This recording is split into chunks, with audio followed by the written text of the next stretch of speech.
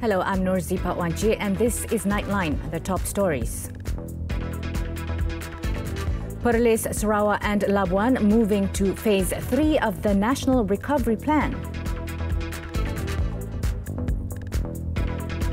And all those involved in rally on Monday to be called up by police.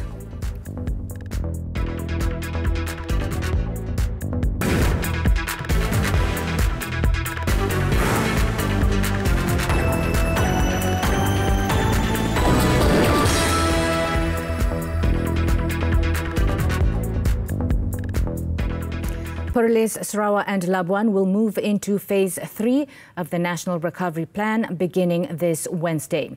In a post on his Facebook page, or rather official Facebook account, Prime Minister Tan Sri Muhyiddin Yassin said this decision was made at the Special National Security Council or NSC meeting, which he chaired on Monday evening after the three states showed very good results.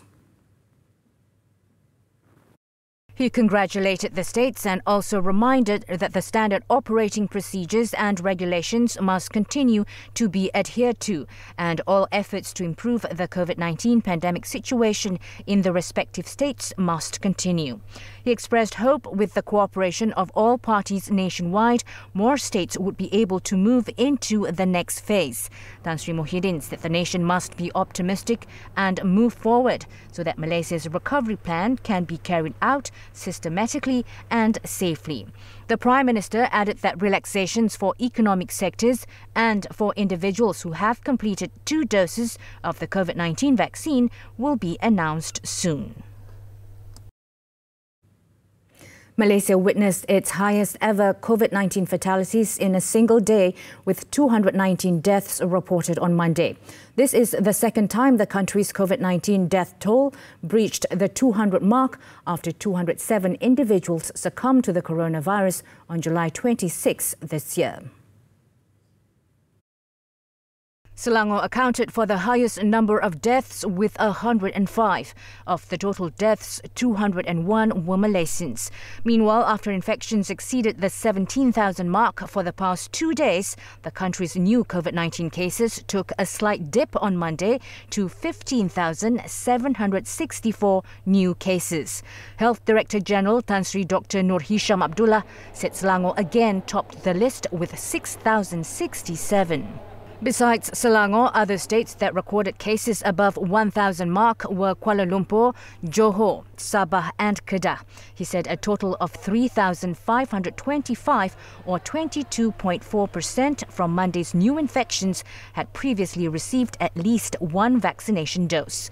1,063 individuals are currently receiving treatment at intensive care units nationwide, including 532 patients who have been intubated. The Health Ministry also detected 29 new COVID-19 clusters. 13 of them were workplace clusters. After Klang Valley, walk-in vaccination for senior citizens in other states will begin next week under the COVID-19 National Immunisation Programme or PIC. Its coordinating minister, Khairi Jamaluddin, said the decision was made by the COVID-19 Immunisation Task Force on Monday for those senior citizens in other states who have yet to receive their first vaccine dose. Pengumuman akan dibuat di peringkat CITF negeri berkenaan dengan walk-in untuk warga MAS. Tetapi secara dasarnya, di peringkat CITF Persekutuan, kita telah buat keputusan bahawa negeri boleh memulakan walk-in untuk golongan warga MAS yang mana belum lagi menerima vaksin dos pertama mereka, dan kita serah kepada negeri-negeri untuk membuat pengumuman tarikh pelaksanaan dan juga PPV yang akan menerima walk-in untuk golongan warga MAS. Ada yang sudah mula, ada yang akan mula. On the National Immunisation Programme, he said as of August 1st, 20.9 million people have registered, with 6.2 million people under Phase 2 and 14.7 million under Phase 3 of the NIP. Under Phase 2, he said 7.86 million people had been vaccinated. Out of the total, 3 million senior citizens had also received at least their first dose, and 2.25 million, or 71% of the elderly people in Malaysia, had received both doses. In the meantime, Khairi said the federal government's initiative to speed up COVID-19 vaccination for residents in Kuala Lumpur and Selangor ended on Sunday with a 97% success rate. He said 1,655,217 residents in the Klang Valley have been given vaccination appointments under Operation Surge Capacity. Khairi said, according to data available to the CITF, the percentage of adult residents in the Klang Valley who have received at least one vaccination dose is 96.7%, while adult residents who have completed the vaccination is 37.5%. Kita melihat bahawa operasi lonjakan kapasiti telah pun berjaya, walaupun tidak pada paras 100%, tetapi pada paras 97%, dan baki yang ada ini akan kita usahakan supaya dapat diselesaikan pada minggu pertama bulan Ogos. Ini adalah mereka yang mungkin telah batalkan janji temu mereka ataupun tidak hadir untuk janji temu mereka. Baki yang belum memperolehi vaksin akan diselesaikan pada minggu ini di beberapa PPV yang telah dikhususkan, sama ada melalui janji temu ataupun melalui walk-in. Khairi said that the CITF would be focusing its efforts on vaccinating those who have dropped out, as well as those who did not register to get inoculated, and also those who may have cancelled their appointments.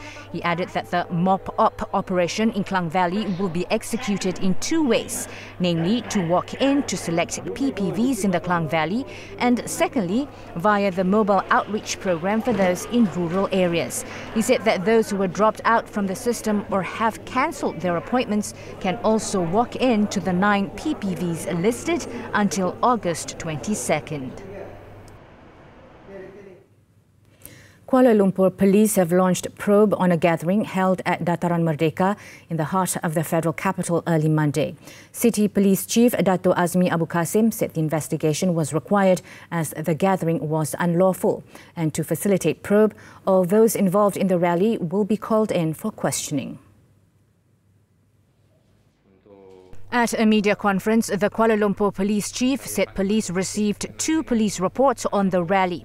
He said police were informed that a solidarity gathering with opposition leader Datuk Sri Anwar Ibrahim would be held at Parliament. He explained that when police checked, Parliament staff said that there would be no Dewan Rakyat sitting on Monday. You must understand, kita punya maklumat mengatakan bahawa akan ada satu perhimpunan.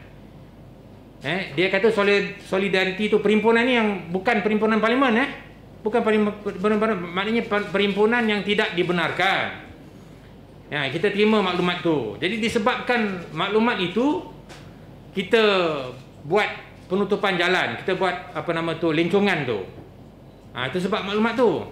Kalau kata kalau kita tak ada terima ini bukan cerita ahli parlimen ni cerita maklumat yang kita dapat tu. After receiving that information, according to Dato' Azmi, more than 500 police personnel and officers were put on duty.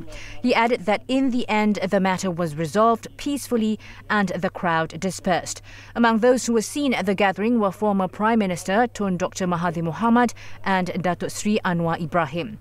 Despite the peaceful dispersal of the gathering, the police, however, had noticed many violations of the Standard Operating Procedures (SOP), especially in terms of physical distancing. Dato' Azmi said those who participated in the gathering were being identified.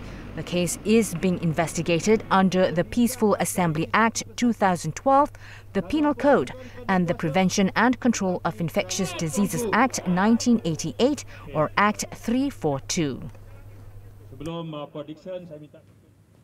Parliament's Public Accounts Committee, PAC, went ahead with its planned meeting on Monday, despite notice of a 2-week suspension of all parliamentary meetings owing to COVID-19 risks. PAC Chairman Wong Kah-Woh chaired the meeting, which began at 10:30 a.m. at one of the meeting rooms in Parliament House. Health Minister Datuk Sri Dr. Adam Baber and Health Director General Tan Sri Dr. Nur Hisham Abdullah briefed the committee on matters relating to the nation's COVID-19 vaccine procurement.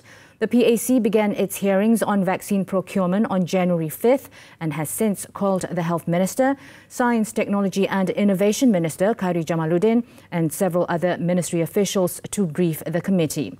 The Dewan Rakyat 5-day special sitting, which began on July 26, was slated to hold its final meeting on Monday, but this was postponed indefinitely due to the risk of COVID-19 transmission.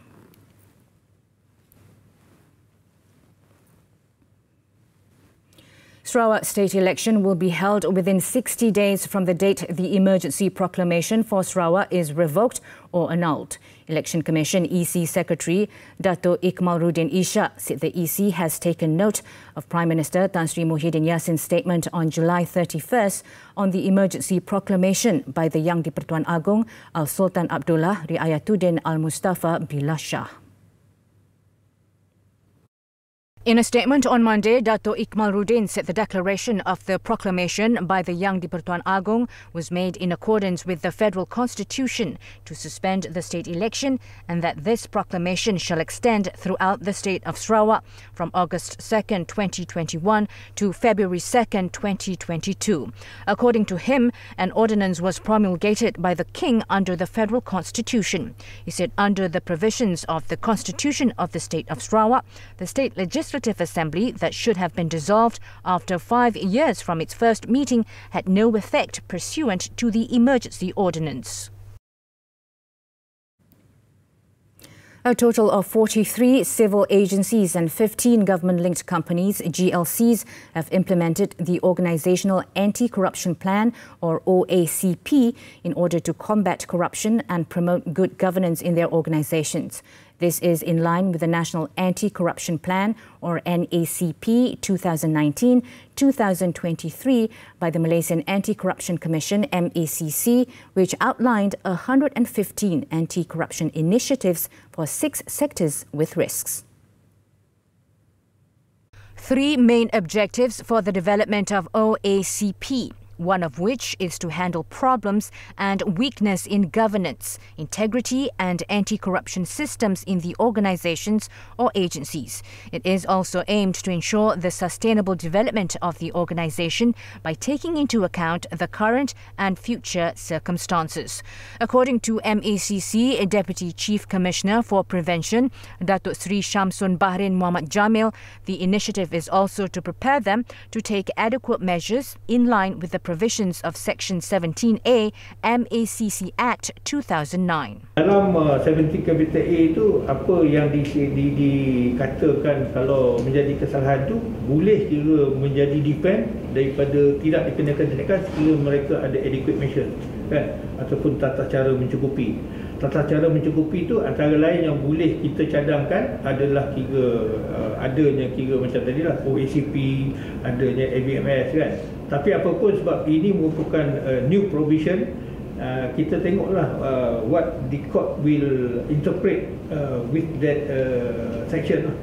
As someone who was involved in the management of MACC during its initial transformation in 2009, Datuk Sri Shamsun has been promoting and utilizing the technology to disseminate anti-corruption messages to all walks of life. It has now become especially prominent amidst the COVID-19 pandemic. Thus, the launching of MACC official portal on February 1st, which serves to bridge, connect and share information with the community. Kita sekarang ni because zaman dah berubah. Mungkin masa zaman saya mula-mula masuk BPR tu orang ada menulis surat, peti surat 6,000 tanpa stamp, kan, ataupun datang ke pejabat. Tapi sekarang ni sebab kita dah banyak menggunakan medsos lah salah satunya untuk berurusan dengan mana-mana lah, kan. Cumanya media sosial ni kadang-kadang ada benda yang di-highlight tu kadang-kadang half-baked ataupun half-truth.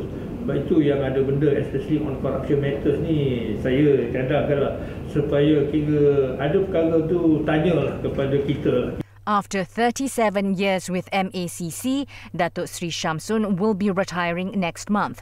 Besides hoping the Commission will continue to exercise its functions well, the public is also urged to be the eyes and ears of the MACC and to help combat corruption together.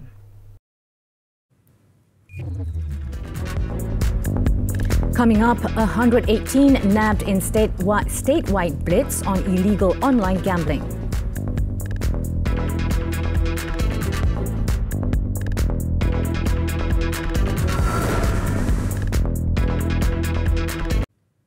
Welcome back. Police have arrested 118 people for involvement in online gambling activities in statewide raids under Ops Dadu.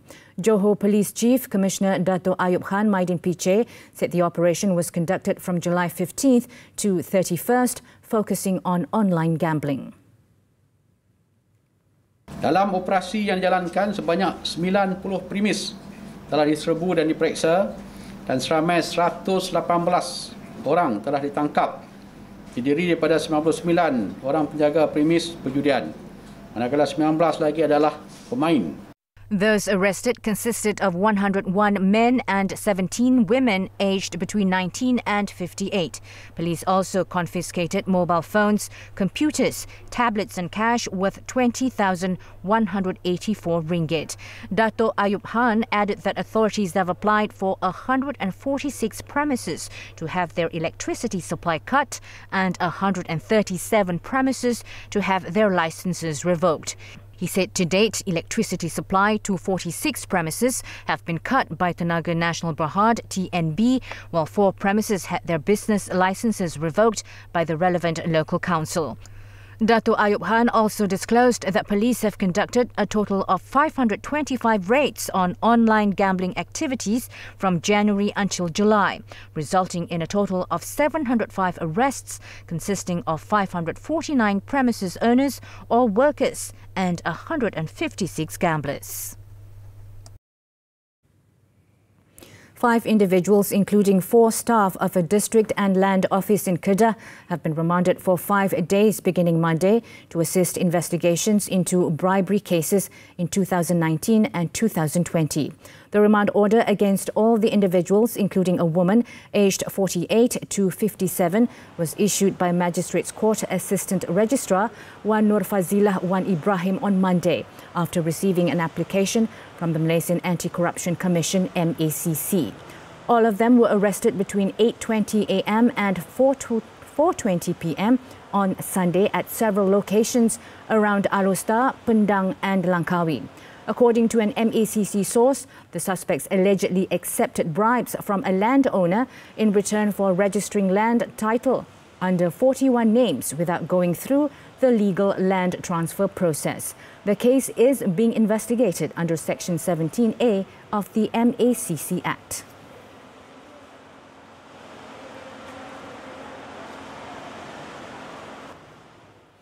In Kelantan, the body of a man with severe wounds to his head was found in the compound of a house in Kampung Cenggal Batu, Pasir Putih on Monday night. Pasir Putih District Police Chief DSP Muhammad Azmir Damiri said the body of the man, believed to be in his 30s, was found by the owner of the house at about 9 p.m. Police rushed to the location upon receiving a report from the homeowner, and the body was then sent to Tengku Anis Hospital for post-mortem. The case has been classified as sudden death. However, police are prepared to open an investigation paper accordingly if other elements are discovered following autopsy.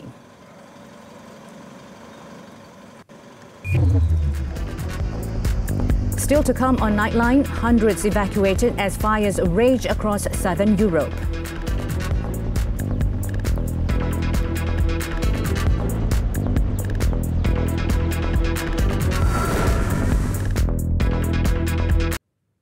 The European Union on Monday sent help to Turkey, and volunteers joined firefighters in battling a week of violent blazes that have killed 8 people. The wildfires tearing through the resort regions of Turkey's Mediterranean and Aegean coasts have destroyed huge swathes of pristine forest and forced the evacuation of panicked tourists from their hotels. Foreign Minister Mevlut Cavusoglu thanked Brussels on Monday for sending a plane from Croatia and 2 from Spain. The European Union said it stands in full solidarity with Turkey at this very difficult time, a message designed to show goodwill after more than a year of heated disputes.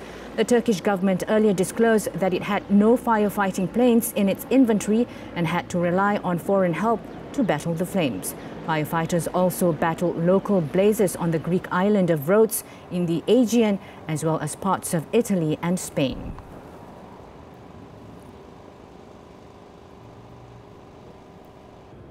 The United Arab Emirates, UAE, will start providing China's Sinopharm COVID-19 vaccine to children aged 3 to 17.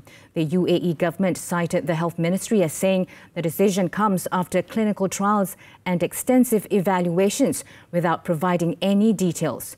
Authorities said in June the trial would monitor the immune response of 900 children. The Gulf Arab state, which has among the world's highest immunization rates, was already providing the Pfizer-BioNTech vaccine for children aged 12 to 15. The Health Ministry said on Sunday that 78.95% of the UAE population of roughly 9 million had received one vaccine dose, while 70.57% had been fully vaccinated. The UAE, the region's tourism and trade hub, registered 1,519 new coronavirus infections on Sunday, taking its total to 682,377 cases and 1,951 deaths.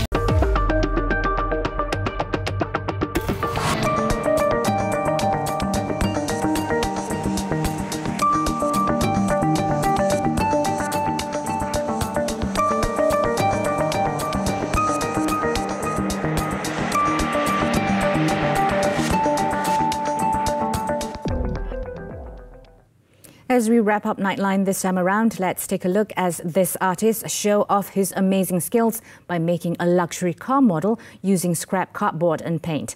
I'm Norzie. Thank you for watching and stay safe.